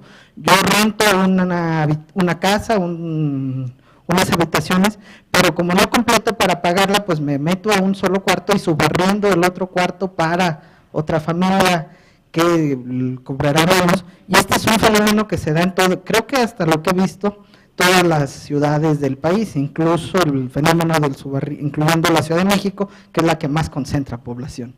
El fenómeno del subarriendo y de todos estos es tan grave que y molesta a los propietarios que no obtienen las ganancias que deben, porque el segundo subarriendo ya queda en otras manos, que en 1951 el ministro de la Suprema Corte, Felipe Tena y Ramírez, que casi todos leemos por sus compendios de leyes mexicanas, emite una sentencia donde declara el subarriendo como ilegal, lo cual mete un problema de vivienda que en algún momento se enfocará por esta movilización que surgen de grupos de vivienda, y también pues obligará al gobierno a procurar esta otra situación de proveer vivienda que a través de la construcción de unidades habitacionales, la Miguel Alemán en 46, luego Tlatelolco, la Esperanza, que son como las primeras que se hacen en la Ciudad de México a partir de este momento. Entonces, de alguna manera, y todo los sin techo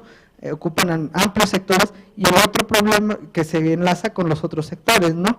Los bordeles también en muchos son en locales arrendados, y lo que veíamos con los establecimientos de pulque, que también se encuentran concentradas estas propiedades en pocas manos. El problema de la reforma de la propiedad urbana en la Ciudad de México, bueno, y en todo el país, creo que es otro de los temas que aún restan, que buscan historiador todavía.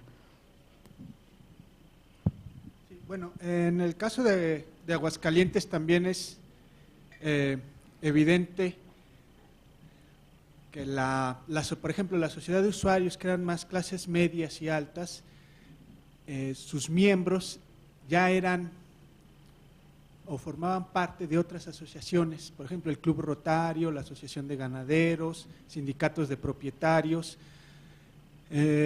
Sobre todo, es muy evidente la presencia de propietarios de casas, que poseían 4 o 5 viviendas y que tenían que pagar 4, 5, 6 Mercedes. Entonces, en un principio, ellos eran los más afectados. Y tenían lo que yo veo como una capacidad muy importante de organización. Y lo mismo pasa en la colonia gremial con los ferrocarrileros. Los ferrocarrileros en los 30, los 40 fueron uno de los grupos más importantes en Aguascalientes. Y tenían también muchos, aunque ellos eran la punta de la organización, detrás de ellos había muchos individuos, trabajadores, obreros que habitaban las vecindades, y en las vecindades también había tomas domiciliarias. Entonces eso los fue familiarizando con el servicio, y un poco liderados por los ferrocarrileros también comenzaron a protestar. Y otro rasgo que yo creo que es muy importante y que facilitaba la organización es que en el caso de la colonia gremial en Aguascalientes, fue una colonia que surgió por iniciativa misma de los ferrocarrileros. Ellos compraron los terrenos, contrataron a la constructora para las viviendas, comenzaron a urbanizar, y entonces era natural seguir con la asociación y comenzar a pedir un mejor suministro de agua. Bueno, muchas gracias.